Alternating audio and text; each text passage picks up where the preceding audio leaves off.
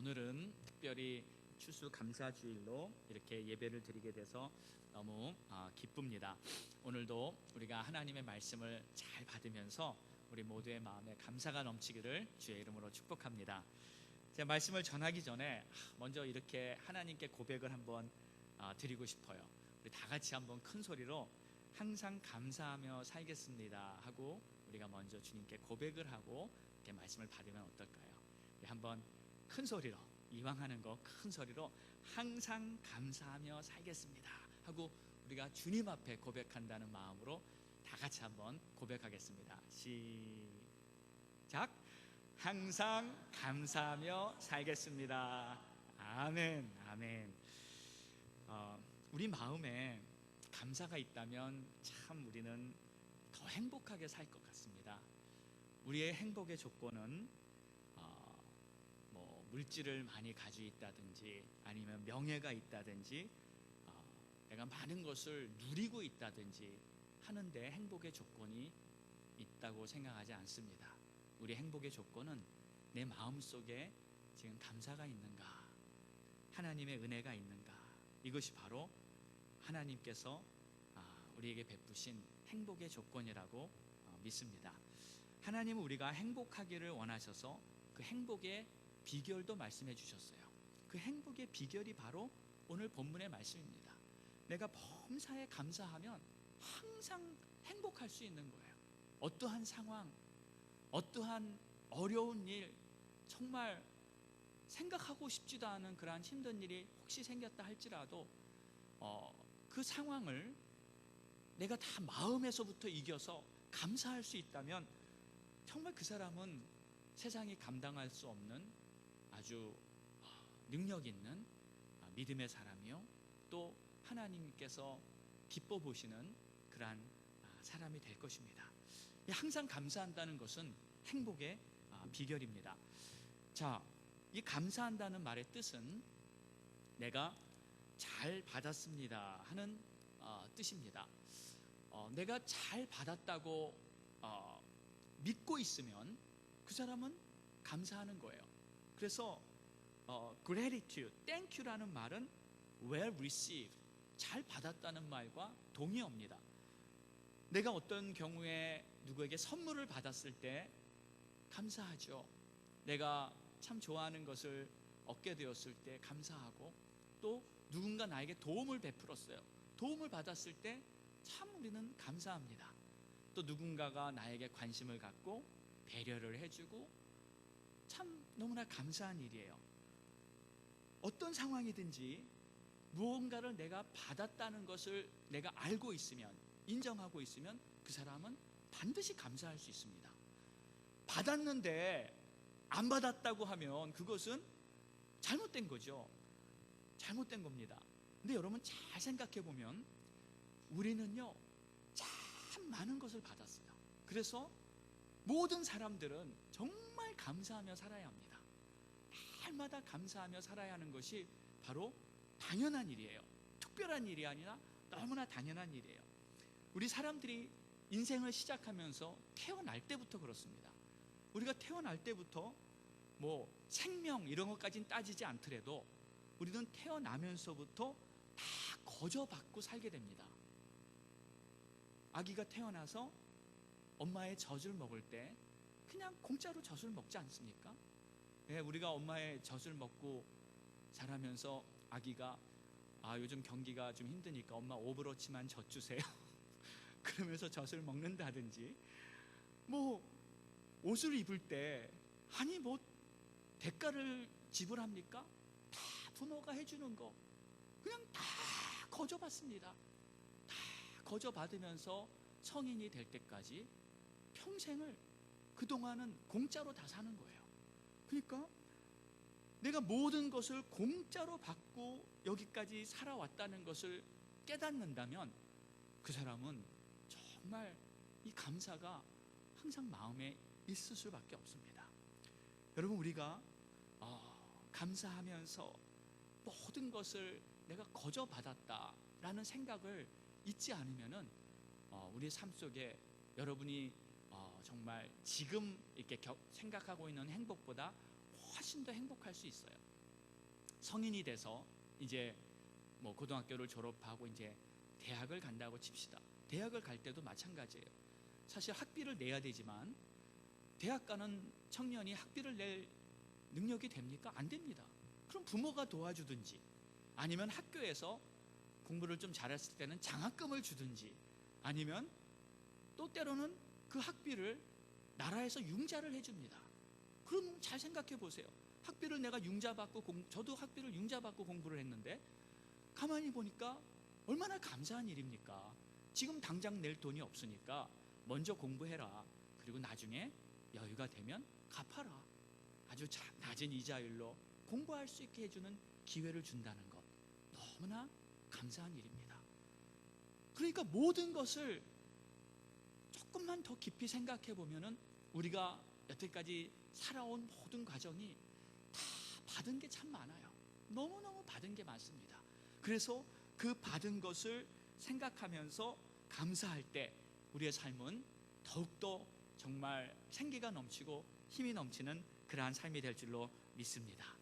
내가 받은 것만 잘 생각해도 평생 감사하며 살 수 있어요. 그런데 왜 감사가 안 될까요? 때로는 이런 경우가 있습니다. 예를 들어 학창시절에 우리는 참 대부분이 그랬던 것 같아요. 사춘기를 지나면서 우리 아이들을 보면은 제일 먼저 잊어버리는 게 감사입니다. 부모에 대한 감사 잃어버리죠. 선생님에 대한 감사 잃어버리죠. 선생님이 그냥 팬 것만 생각이 나요. 가르쳐준 건 하나도 생각 안 나고 선생님에게 도움받은 건 하나도 생각 안 나요. 그냥 모든 것이 불만과 원망과 부정적인 생각으로 다 이렇게 생기게 되는데 왜 그런가 보면은 처음 시작은 비교에서부터 나오더라고요.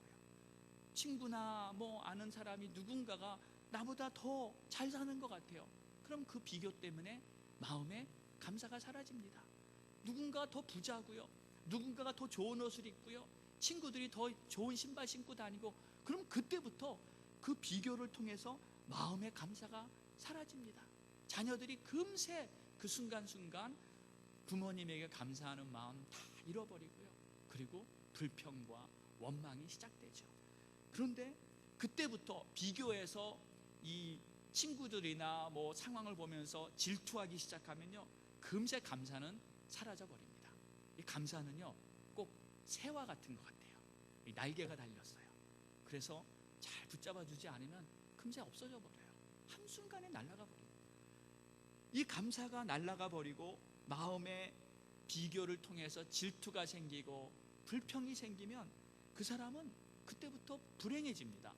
여러분 성경에 보면 이 질투와 불평 때문에 아주 그냥 무척 망해버린 사람이 있죠. 이스라엘의 초대 왕이었던 사울. 여러분 사울은 참 보니까요 성경에 태어날 때부터 아주 잘생겼어요. 남들보다 키도 크고요, 정말 잘생기고요, 그리고 머리숱도 많았다 그래요. 네. 그리고 참 멋진 사람으로, 아니 그 자기가 뭐 잘해서 얻은 겁니까? 부모가 그렇게 낳아줬고 잘하다 보니까 이렇게 다른 사람들과 훨씬 더 훌륭한 모습으로 태어났고 거기다가 하나님의 은혜까지 받아서 왕으로 기름 부음을 받습니다. 왕이 됐어요. 그러면 왕이 됐다는 것은 나라를 통치하고 모든 것을 가졌다는 것과도 마찬가지 아닌가요? 다 모든 것을 누리고 모든 것을 다 가졌어요. 부족한 게 단 하나도 없습니다. 그런데 그 사울이 어느 날 젊은이 나타난 그 다윗을 보면서 질투를 하기 시작합니다. 그 질투를 하는 그 순간부터 사울의 마음에는 감사 뭐 이런 건 다 사라져버리고 그때부터 그의 마음이 지옥으로 변해버립니다. 여러분 참 이게 무서운 일이에요. 너무나 받은 게 많고 너무나 누린 게 많음에도 불구하고 한순간 자기의 마음에 비교를 하면서 질투심이 생기니까 그때부터는 그의 마음이 지옥이 됩니다. 악신이 들고요, 미쳐버리고 말아요. 아니 하나님이 베푸신 은혜가 얼마나 많은데 그거를 다 놓쳐버리고 그 순간부터 이 사울은 아주 최고로 불행한 사람이 되고 말죠. 그래서 결국 그의 인생은 비참하게 끝나고 맙니다. 저는 오늘 말씀을 준비하다가 사울을 생각해 봤어요. 정말 그렇게 받은 게 많은데 감사할 때 감사하지 못하니까 하나님의 복이 끝나버렸구나. 다윗이 나타나서 그 나라가 위기가 왔을 때 블레셋을 이기고 골리앗을 때려잡고 나라를 위기에서 건진 일은 여러분 얼마나 감사한 일입니까? 최고로 감사한 일 아닌가요? 그리고 하나님께 영광을 돌리고 내가 다스리고 있는 내 나라가 위기에서부터 구원받은 이 놀라운 일에 대해서 진짜 감사해야 될 일인데 그것이 감사가 안 되고 그것이 질투가 돼버리니까 결국 하나님이 그동안 내려주셨던 복이 그 순간 다 날아가 버립니다. 여러분, 감사라는 것은 사실 굉장히 중요한 것입니다. 오늘 추수감사주일을 맞이하여 다시 한번 여러분의 우리 모두의 마음에 감사가 넘쳐나기를 주의 이름으로 축원합니다. 고린도전서 4장 7절의 말씀을 보면 하나님께서 아주 중요한 말씀을 하나 하신 내용이 있습니다.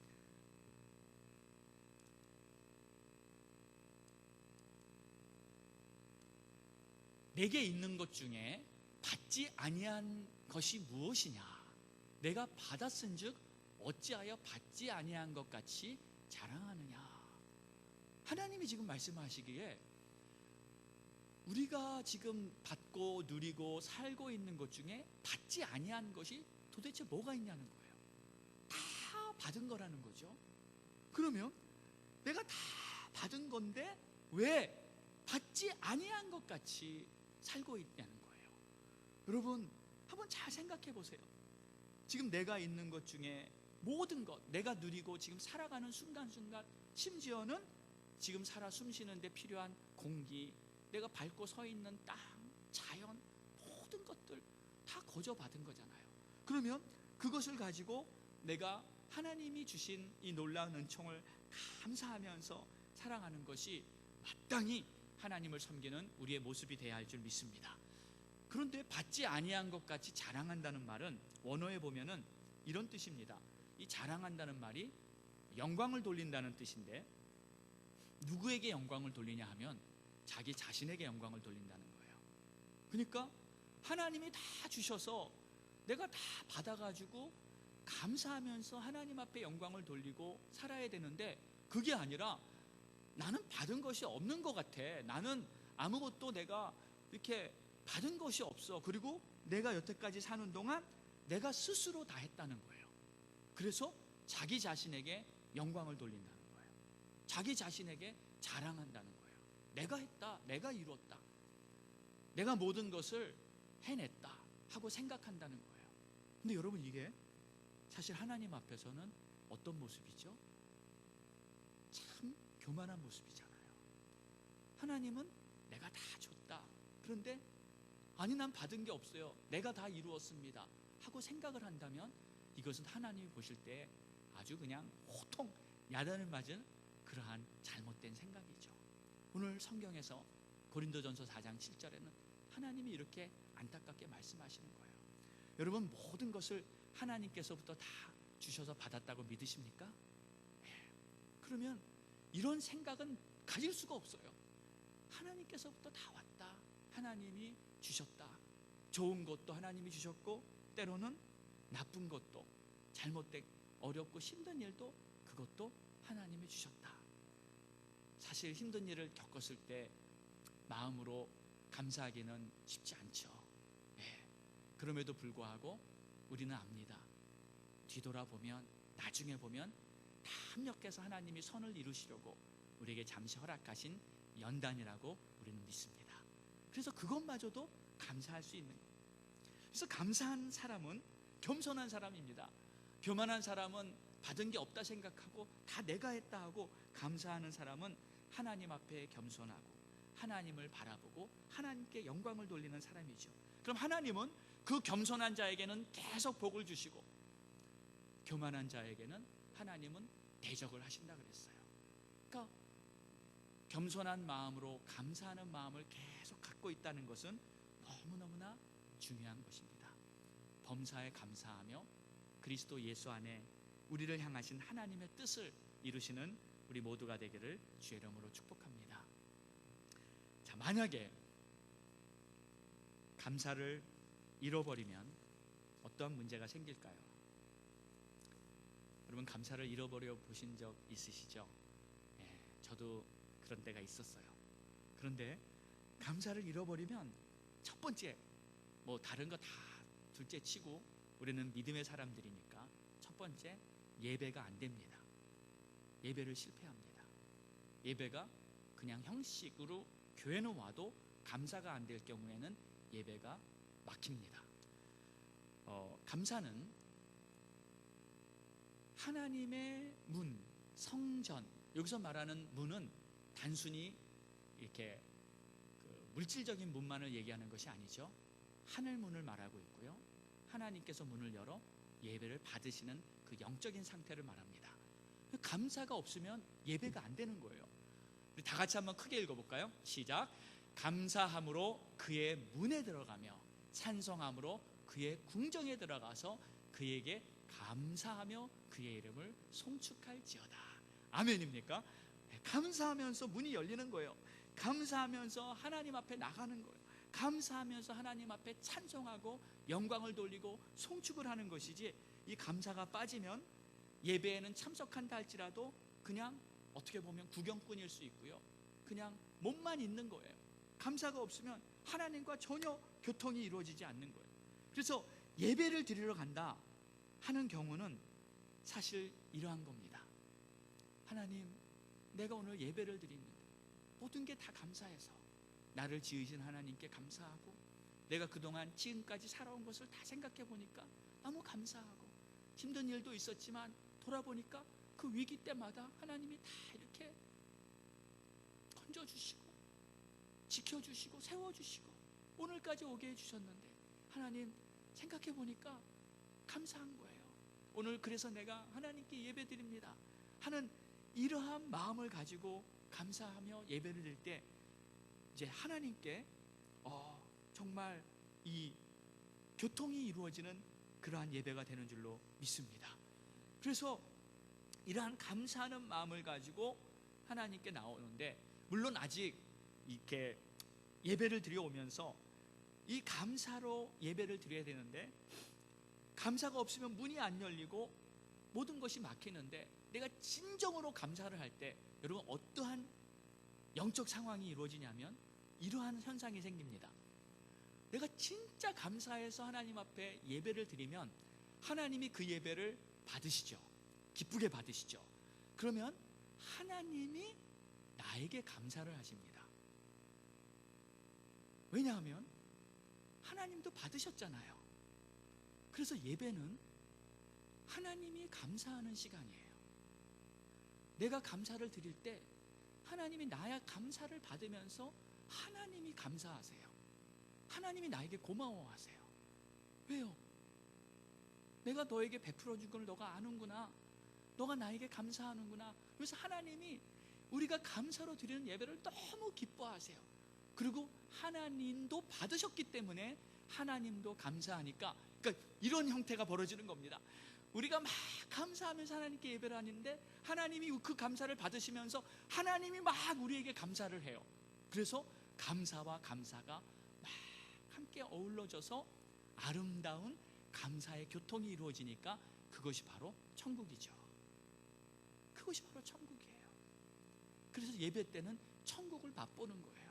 근데 내가 감사를 하면서 하나님이 나에게 감사할 때, 하나님이 나에게 고마워할 때 하나님이 가만 계시겠어요? 하나님이 하늘문을 여시고 막 은혜의 빗줄기를 비춰주시면서 내가 깨닫지 못하는 많은 은혜들을 깨닫게 해주시고 하나님이 나에게 많은 것을 베풀어 주세요. 그래서 하나님과의 영적인 교감이 이루어지는 것, 여러분 이게 참된 예배인 줄 믿습니다. 그래서 우리 갈보리 교회에 감사의 교감이 이루어지고 하나님이 하늘문을 여시고 마음껏 축복하시는 그런 아름다운 예배가 더욱 아름답게 이루어지기를 주의 이름으로 축원합니다. 그래서 하나님께 예배를 드릴 때는 막 감사를 드리고 이렇게 드리면서 와야 되는데, 가끔씩 교회 예배를 드리면서 자기 뜻을 이루려고 하는 경우를 볼 수가 있어요. 자기 뜻을 이루려고. 근데 교회에 와서 내 만족을 채우고 내 뜻을 이루려면은 그게 되겠습니까? 안 되죠. 너무 당연한 소리를 하죠. 그게 어떻게 되냐고요. 안 되죠. 교회 와서 하나님의 뜻을 이루어야지 어떻게 내 뜻을 교회 와서 이루려고 교회에 그걸 기대하겠습니까? 교회는 하나님의 뜻이 이루어지려고 감사하면서 나와서 하나님께 예배하는 그것이 하나님의 교회인 줄 믿습니다. 물론 아직 하나님을 만나지 못하고 은혜가 뭔지 모르고 그냥 힘들어서 뭔가 좀 해결해 보려고 교회에 나와서 이렇게 신앙생활을 하려는 분들은 아무것도 모르니까 그냥 뭔가를 얻어보려고 문제 좀 해결해 보려고 교회에 나오죠. 그런 분들은 하나님께서 또 품어주시고 예수 그리스도의 십자가를 만나게 하시면서 모든 문제가 다 해결받고 하나님의 자녀가 되는 축복의 문을 열어줄 줄 믿습니다. 그런데 아는 사람들은 하나님을 알고 예수 믿고 거듭나고 이제 믿음 생활을 십자가를 지고 가야 하는 사람들은 더 이상 내 뜻을 주장할 수가 없어요. 그러면 항상 불만이 생깁니다. 내 원하는 것을 주장할 수가 없어요. 그러면 항상 신앙생활이 그냥 힘만 들고 끝나요. 감사가 없어요. 감사는 내 뜻을 버리고 하나님의 뜻으로 채워질 때 감사하게 될 줄 믿습니다. 그래서 주님께 감사하며 예배하고 어떻게 하면 주님의 뜻을 좀 이루어 볼까? 그래서 충성하고자 하는 그 마음을 가지고 하나님을 예배하는 그 자가 하나님 앞에 귀하게 쓰임받는 하나님의 자녀가 될 것이고, 우리 갈보리 교회는 그런 성도들이 많이 생기기를 주의 이름으로 축원합니다. 그래서 예배를 올바로 드리지 못하는 것도 사실 죄입니다. 하나님이 원하는 모습으로 올바로 예배를 드려야 합니다. 힘든 상황이 와도 감사는 절대 잃어버리면 안 됩니다. 나중에 뒤돌아보면 그것이 오히려 나에게 유익했다는 것을 우리는 분명히 깨닫습니다. 그래서 범사에 감사하라, 그리스도 예수 안에서 우리를 향하신 하나님의 뜻이라는 말은 모든 범사가 합력해서 반드시 선을 이룬다는 하나님의 언약이 그 안에 담겨 있는 것입니다. 저는 범사에 감사라는 말씀이 참 진짜 실천하기 어려운 말씀이라고 생각했습니다. 이게 어떻게 가능한가? 이건 안 되잖아요. 어떻게 범사에 감사할 수 있나요? 그런데 이렇게 지나고 보니까 어느새 나도 모르게 범사에 감사하고 있더라고요. 아멘. 여러분 그렇지 않아요? 어느새 여러분도 마찬가지일 거예요. 어느새 나도 모르게 지금 범사에 감사를 하고 있어요. 불가능한 것 같았는데 이게 어떻게 가능하냐고요. 말이 안 되는 일인데 지금 와서 보면은 범사에 내가 감사를 하고 있구나. 제가 이제 막 은혜 받고 청년 때 믿음 생활하면서 일이 잘 안 풀려가지고 이렇게 힘든 그런 적도 여러 번 있었어요. 분명히 지금 믿음 생활을 잘 하려고 작심하고 결단하고 하는데 현실의 일은 참 이상하게 안 풀리더라고요. 잘 된 적도 참 많았습니다. 근데 안 된 적도 꽤 많았어요. 한 번은 마음에 아주 작정을 하고 이제부터 새벽 기도를 해야겠다고 결단을 하고 이제 새벽 기도를 열심히 나오고 있는데 며칠 안 돼서 새벽 기도에서 말씀을 듣고 기도도 잘 되고 은혜 받고 아주 그냥 속이 시원할 정도로 신나가지고 이제 아주 좋았어요. 근데 집에 가는데 스탑 사인에서 이렇게 스탑을 했는데 롤링 스탑을 한 거예요. 딱 서야 되잖아요. 근데 그때 마침 그분이 계셨어요. 그래가지고 잡힌 거예요. 잡혀가지고 티켓을 받았는데 그 좀 전까지 있었던 그 기분 좋았던 그 마음은 다 사라져버리고 그 아저씨가 왜 이렇게 무서워요? 그 티켓 별거 아니지만 그렇게 아침 새벽 기도 끝나고 아침부터 이렇게 하루를 시작하는 시간에 그 티켓 하나 받은 게 그렇게 제 마음을 힘들게 하더라고요. 나중에는요 사실 시험이 들었어요. 근데 누구에게 시험을 들었을까요? 하나님께. 하나님 어떻게 해필이면 딴 때도 아니고 어디 놀러 가다가 티켓 받았으면 뭐 그래도 내가 놀지 말고 딴 걸 해야 되는데 놀러 갔는데 그랬을 텐데 새벽 기도 끝나고 딱 티켓을 받으니까 그때는 뭐 믿음도 좋지 않았을 때니까 마음에 시험이 들었어요. 그래가지고 이런 생각도 들더라. 아, 새벽 기도를 하지 말란 뜻인가? 하나님이 그런 생각도 들어와요. 그래가지고 막 갈등하고 있는데, 제가 그때 찬양팀 집사 때 이제 찬양팀 일원이었어요. 우리 찬양팀 전도사님이 그렇게 말씀을 하시더라고요. 티켓을 받아도 감사하고, 그리고 하루 첫 시간에 하나님 앞에 나가서 성전에서 열심히 부르짖고 기도하는 그런 사람은 많지 않다. 나는 장 집사가 그런 사람이 됐으면 좋겠다. 마음에 도전이 오는 거야. 그래, 감사하자. 그분 말씀 듣고요, 이제 마음을 바꿨어요. 그리고 사실 위로하면서 이제 다른 인간적인 말로 저를 붙잡아 줄 수도 있었지만, 그 말이 진짜 저를 살렸어요. 그래서 어떠한 상황도 내가 그냥 감사하고 지나가 보면은 다 별거 아니고요, 다 이길 수 있고요, 다 하나님이 주시는 능력 안에서 오히려 더 믿음이 강한 자가 되는 줄로 믿습니다. 그래서 이제 그렇게 이겨났고, 여러분, 요셉이 그렇게 큰 고난을 당하면서 한 번도 하나님을 원망하지 않고 한 번도 불평하지 않은 그러한 사실을 우리 잘 알고 있어요. 얼마나 비참하고 억울한 환경인데 성경은 그를 형통의 사람이라고 말하고 있고, 또 하나님을 향한 감사를 버리지 않았을 때 얼마나 그의 삶이 하나님께 영광이 됐냐고요. 여러분, 우리가 잘 아는 이 강영우 박사님, 그분이 중학교 때, 중학교면 사춘기잖아요. 사춘기 때 축구공에 맞아가지고 이렇게 눈을 실명을 하게 됐습니다. 한참 예민한 그 사춘기에 눈을 실명했을 때 여러분 얼마나 괴로웠겠어요. 아니, 내가 왜 이렇게 됐나? 앞으로 어떻게 사나? 좌절, 낙심, 모만 가지 부정적인 생각이 다 그를 괴롭혔을 거예요. 그런데 그 강영우 박사님이 한 번은 집회에서 하나님 앞에 예배를 드리는데, 그 목사님 말씀에 이런 말씀을 들었어요. 이 일은 하나님이 하시는 일을 나타내고자 함이라. 예수님께서 그 맹인에게 하셨던 그 말씀이잖아요. 근데 그 말씀을 그 강영우 박사님이 듣고 그 말씀을 자기가 받은 거예요. 아멘. 이 상황은 하나님이 나에게 하나님이 하시는 일을 나타내려고 이 일을 허락하셨다고 믿습니다 하고 그 눈을 실명하고, 그 중학교 어린 나이에 정말 소망이 한순간에 다 깨지는 것 같은 그 상황인데 그 말씀 붙잡고 일어납니다. 그리고 그 말씀을 붙잡는 순간부터 모든 생각이 다 바뀌는 거예요. 불평, 불만, 잃어버린 소망, 낙심 다 바뀌면서 이제 하나님을 기대하면서 새로운 소망을 이제 갖고, 해석부터 달라지고 다 모든 부정적인 것이 다 떠나갔어요. 그래가지고 그가 이제 그 연세대 문과의 졸업을 차석으로 합니다.